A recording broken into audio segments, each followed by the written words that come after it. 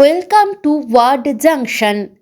আজকে যে শব্দটি আমরা শিখব সেটি হলো বেলচিং, যার অর্থ ডেকে ওঠা, বাতাস ছাড়া ঢেকুর তোলা। First example, eating too quickly can lead to belching, যার অর্থ খুব দ্রুত খাওয়ার ডেকে আনতে পারে।